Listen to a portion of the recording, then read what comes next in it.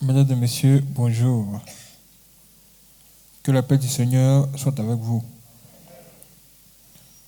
Le thème de ce matin s'intitule « Le diable s'intéresse à vous ». Nous allons entrer dans notre Bible dans Deutéronome 28, verset 7. Il est écrit ce qui suit. L'Éternel te donnera la victoire sur tes ennemis qui se lèveront contre toi. Ils sortiront contre toi par un seul chemin et ils s'enfuiront devant toi par 7 chemins. C'est la parole de Dieu. Mais il y a quelque chose qui nous intéresse ici.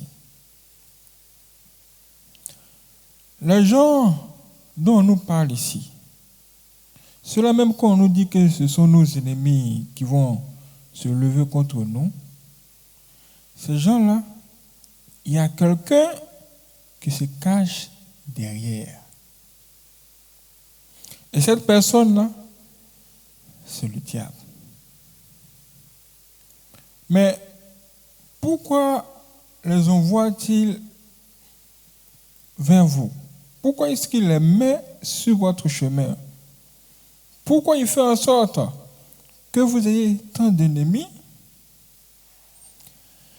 C'est parce que, dans le fond, il s'intéresse à vous. Il s'intéresse à nous tous. Tes enfants qui sont nés, ceux même qui ne sont pas encore nés, il s'intéresse déjà à eux. Il s'intéresse à ce que vous faites. Il s'intéresse aussi à vos projets, même si vous ne vous intéressez pas à lui. Ça veut dire que lui, même si toi tu dis que toi tu ne veux rien avoir à faire à lui, lui il s'en fout de ça. Il va te dire, bon, si tu veux, il ne faut pas t'intéresser à moi. Si tu veux, il ne faut pas croire que le diable existe. Mais moi, je suis le diable. Et je m'intéresse à tout ce qui se passe sur la terre.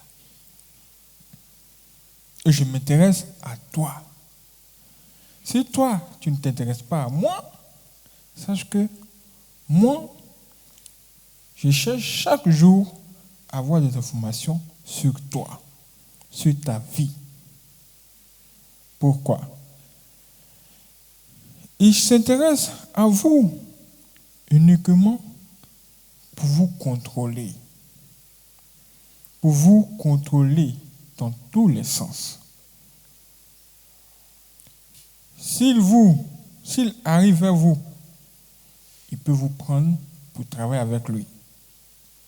Mais s'il n'arrive pas, la guerre va commencer. Il cherchera à essayer de vous nuire. Il cherchera à vous combattre. C'est pourquoi déjà, Dieu nous a prévenus. Il dit que si vous me suivez et que vous obéissez à ce que moi je vous dis, je vais vous apporter beaucoup de bonheur. Mais sachez que des gens vont se lever contre vous. La bonne nouvelle, c'est que Dieu sera de notre côté pour nous donner la victoire.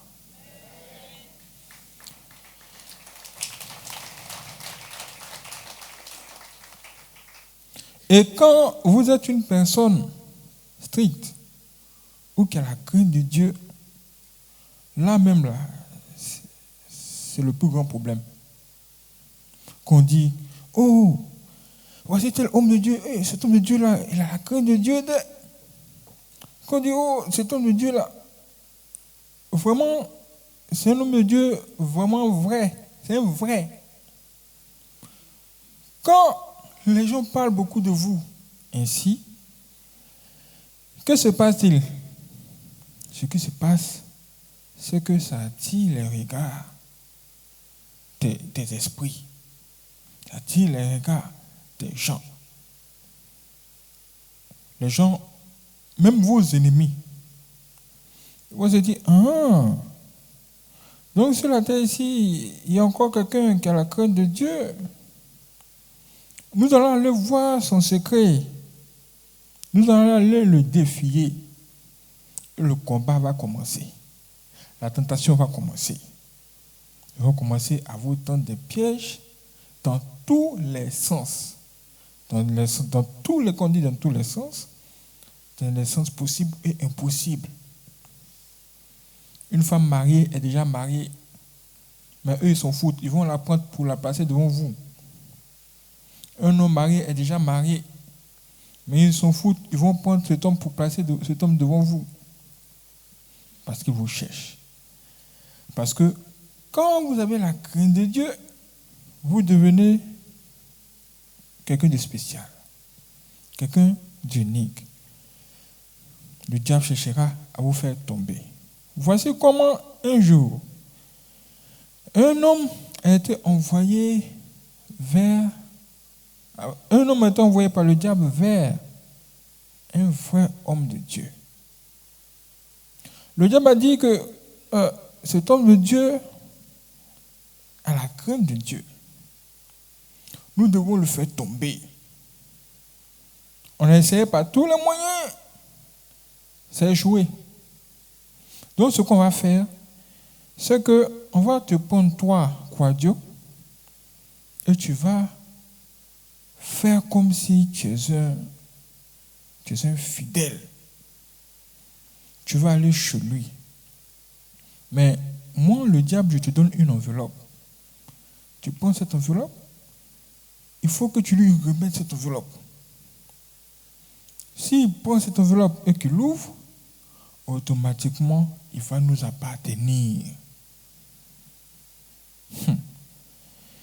Voici comment il faut maintenant préparer spirituellement cette personne à ce que cette personne descende sur la terre et se rende chez l'homme de Dieu.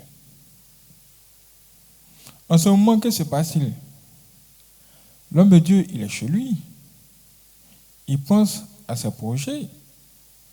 Il n'a aucune idée qu'aujourd'hui, là même, il y a quelqu'un qu'ils ont préparé quelque part qui arrive avec un cadeau. Mais ce n'est pas n'importe quel cadeau. C'est un piège. Le monsieur s'est donc préparé et il est arrivé dans cette église comme un vrai chrétien. Comme un vrai croyant. Quand tu vas le voir, tu vas penser même qu'il est plus chrétien que toi. Quand tu vas le voir, tu vas penser que toi-même, on dirait c'est hier même tu as commencé à prier. Hein, et que lui, il y a longtemps, il est dedans. Parce que là où il est, là, tel qu'il vient là, il est animé et accompagné par des esprits vraiment très puissants. Des esprits trompeurs. Quand le diable envoie quelqu'un, il envoie cette personne avec beaucoup de démons, beaucoup de mauvais esprits. Tu vas croiser cette personne, tu vas penser que c'est une personne qui est là, alors que cette personne spirituellement est soutenue par de nombreuses autres personnes. Tu vois une personne devant toi, mais derrière cette personne, il y a au moins 1 million de sorciers qui sont là en train de vous observer et en train de soutenir cette personne en termes de puissance pour pouvoir vous faire tomber.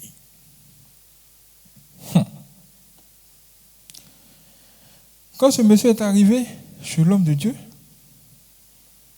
l'a reçu, il lui a donné à soi. Le monsieur voulait donner la nouvelle, l'homme de Dieu dit non, attends. On va d'abord bénir Dieu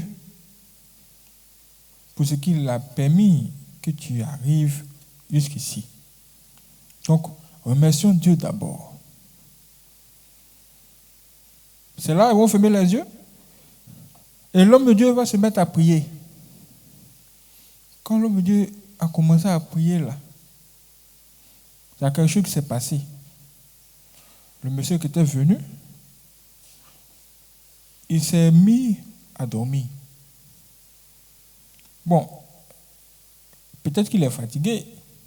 L'homme de Dieu lui a dit, l'homme de Dieu a dit, ok, laissons-le dormir. Quand il va se lever, on va lui demander les nouvelles. Quand il a fini de dormir, là, on lui demande les nouvelles, il a oublié les nouvelles, là.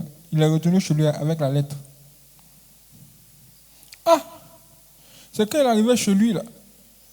Les sorciers l'attendaient même là-bas. On dit, mais c'est comment? Quelle est la mission? Qu'est-ce que tu as réussi? Ils se sont rendus compte qu'il a oublié la lettre. Il a oublié de donner la lettre. Il a oublié de donner l'enveloppe. Il a oublié. Le diable dit, comme tu as échoué là, ta femme qui est enceinte là, nous on va prendre l'enfant là. Ils ont enlevé l'enfant là devant lui. Ils sont partis avec l'enfant. Pour qu'il aille le lendemain pour remettre la lettre. La femme était enceinte. Tout le monde la voyait enceinte au quartier. Mais la réalité, c'est que elle était comment? Il n'y a plus de bébé. Elle va donner un enfant qui est déjà parti, qui est déjà mort. Cet homme-là n'avait plus de choix. Il devait encore retourner chez l'homme de Dieu.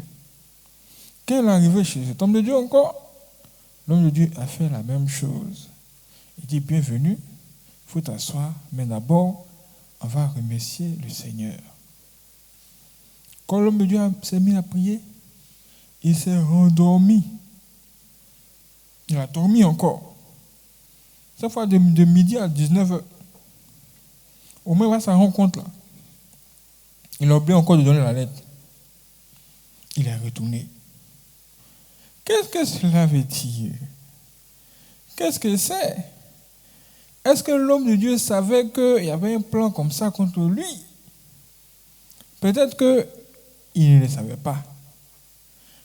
Mais comme il avait l'habitude de mettre Dieu au devant de tout ce qu'il fait, ce jour-là, ça l'a sauvé. C'est pourquoi on vous dit que tout commence par la crainte de Dieu. Si vous avez la crainte de Dieu, vous aurez la victoire dans tous vos combats sans effort. Dieu va vous soutenir en force et en puissance. Aujourd'hui, que Dieu veille lui-même sur vous. Que Dieu vous protège dans tous les sens. Et que la victoire soit pour vous. Que Dieu vous bénisse.